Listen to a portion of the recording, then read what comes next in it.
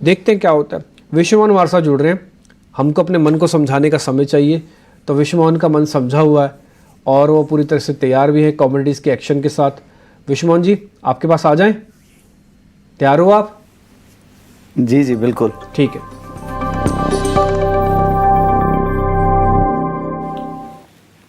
Commodity 10 बजे 10 minute में आपका स्वागत है। सबसे पहले शुरुआत कर लेते हैं टॉप 10 कमोडिटीज के साथ। किस तरह की एक्टिविटीज कल दिखी थी और आज किस तरह की शुरुआत हो सकती है, इस पर बात करते हैं। सबसे पहले जीरे की चाल देखते हैं, जहां पर लगातार यहां पर अब दबाव दिख रहा है। 30,000 के ऊपर से लगातार ये दबाव दिखा, अब गिरकर 28,400 पे आ चुका है। इंटरनेशनल मार्केट में सप्लाई बढ़ने की चिंता यहां पर हावी हुई है। जून और जुलाई का जो सीजन होता है इंटरनेशनल मार्केट के लिए, वहां पर अराइवल का सीजन होता है जीरा का। चाइना, सीरिया, टर्की और अफगानिस्तान, वहां पर सप्लाई बढ़ रहे हैं, उसका दबाव है। धनिया देखिए, अभी भी कई सारे ऐसे मंडी है जहां पर अराइवल्स अभी भी ज्यादा है, उसका दबाव है। पुराने स्टॉक भी ज्यादा है, उससे भी यहां पर गिरावट दिख रही है 7,350 रुपए के आसपास। अब बात हल्दी की करते हैं, जहां पर 3 फैक्टर काम कर रहा है। पहला, मॉनसून, अच्छे मॉनसून की खबर से दबाव यहां पर दिख रहा है लगातार। जून की डिलीवरी 10 जून तक क्लियर हो जाएगी, उसका यहां पर दबाव है। ऊंचे भाव पर एक्सपोर्ट डिमांड भी कम थी। तीनों दबाव, हल्दी करीब 3,500 रुपए से ज्यादा नीचे आ चुके हैं हाल की तेजी से। अब बात करते हैं ग्वार गम और ग्वार सीड, यहां पर भी मानसून का ही असर है। लगातार दोनों काउंटर पे अब दबाव दिख रहा है। अब 10,300 तक फिसलकर ग्वार गम आ चुका है, कल भी करीब 0.25% की गिरावट।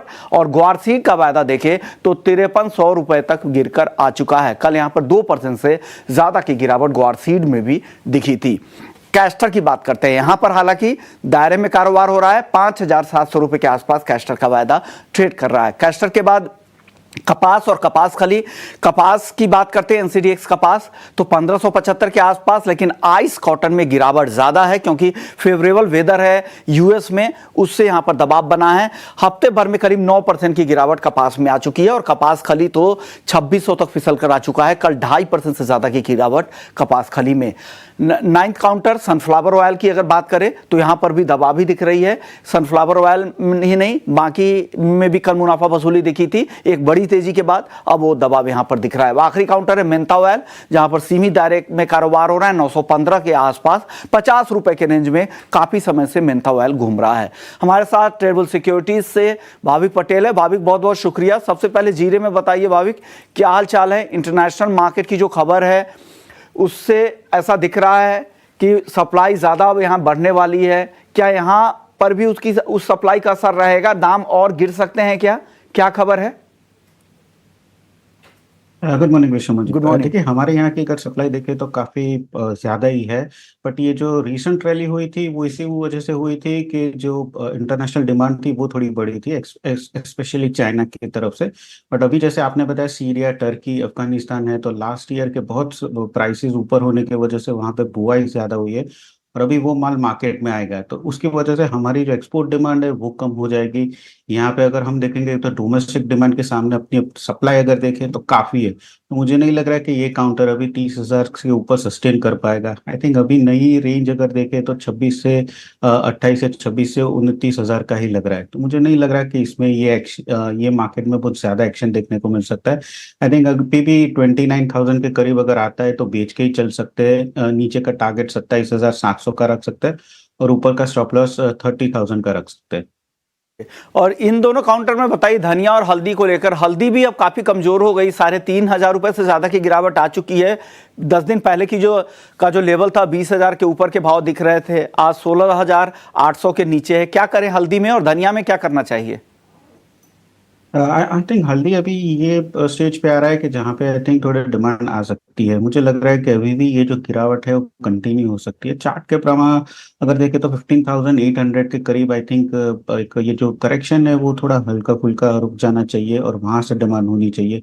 जैसे पहले भी बताया कि 20,000 के करीब अगर देखें तो इंस्टीट्यूशनल डिमांड और हमारे यहाँ की जो डिमांड है वो थोड़े डिमांड डिस्ट्रक्शन हो जाता है।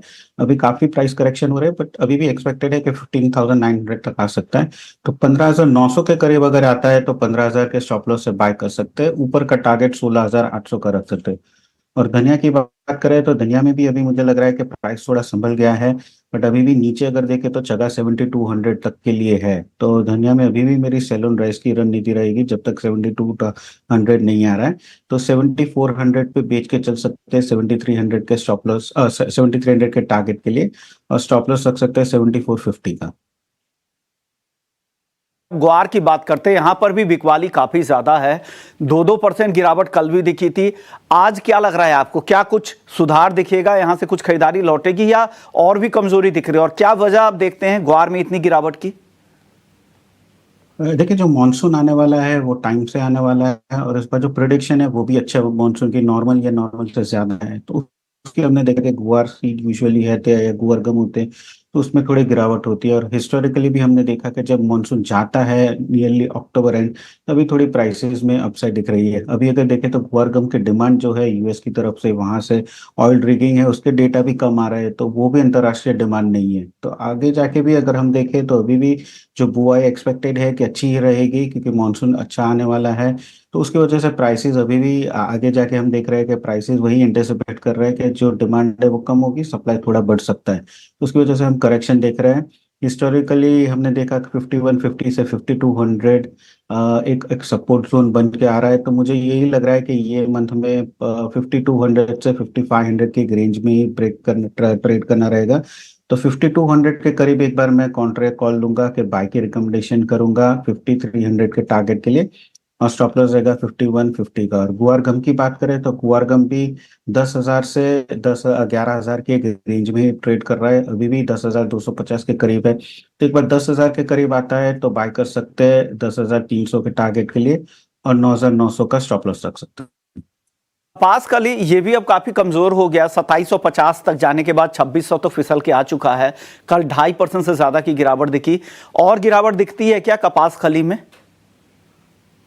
यस, देखिए यूएस का भी, अगर जैसे आपने बताया कि वेदर फोरकास्ट जो अच्छा है बुआई के लिए, और इनफैक्ट लास्ट ईयर से कंपेयर करें तो 2% ऑन एवरेज ज्यादा हुई है।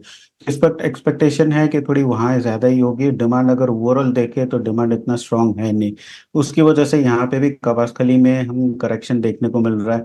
बट ये एक अच्छा है कि 2500 पहले भी हमने देखा है कि 2500 एक अच्छा सपोर्ट जोन है, कि वहां से थोड़ा बहुत बाइंग आ रही है। तो मुझे लग रहा है कि ज्यादा से ज्यादा जो करेक्शन है वो आ चुका है। आई थिंक 2500 के करीब अगर आता है तो बाय कर सकते हैं 2600 के टारगेट के लिए, और स्टॉप लॉस रख सकते हैं 2460 का।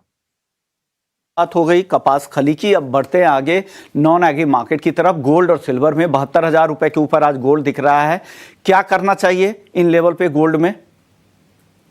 गोल्ड में आई थिंक अभी भी जब तक 70,000 ब्रेक नहीं करता, या 2300 ब्रेक नहीं करता, तब तक मैं बाय एंड डिप्स की स्ट्रेटेजी रखूंगा। तो गोल्ड में आज के दिन 71,970 के करीब अगर मिलता है प्राइसेस, तो 72,250 के टारगेट के लिए बाय कर सकते हैं, और स्टॉप लॉस रख सकते हैं 71,800 का।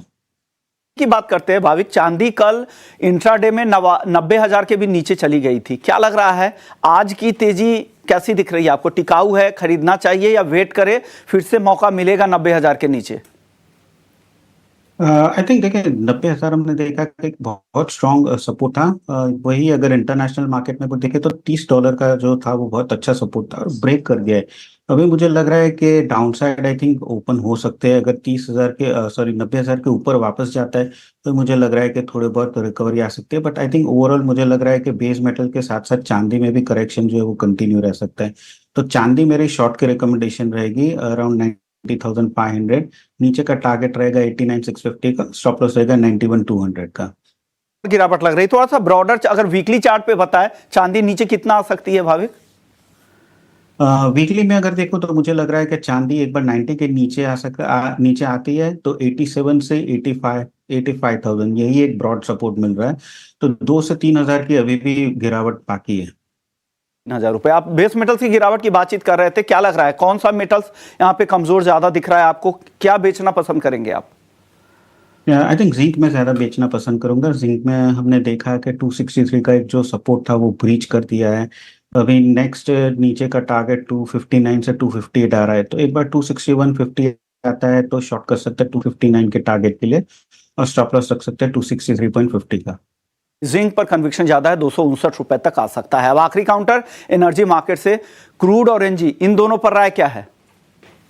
आई थिंक क्रूड पे काफी सेलिंग बन चुकी है। आई थिंक यहाँ से रिस्क रिवॉर्ड रेशियो मुझे नहीं लग रहा है कि फ्रेश शॉट करना चाहिए। आई थिंक थोड़ा ऊपर जाता है तो ही बाय कर सकते हैं, बट क्योंकि नीचे के सपोर्ट के जोन के अराउंड है तो मैं एक कॉन्ट्रा कॉल जरूर से लूंगा। तो रिस्की ट्रेडर्स एक बार बाय कर सकते हैं 6090 के करीब, 6200 के टारगेट के लिए, और स्टॉप लॉस रख सकते हैं 6050 का, बट इंट्राडे स्टॉप लॉस जरूर से रखिएगा।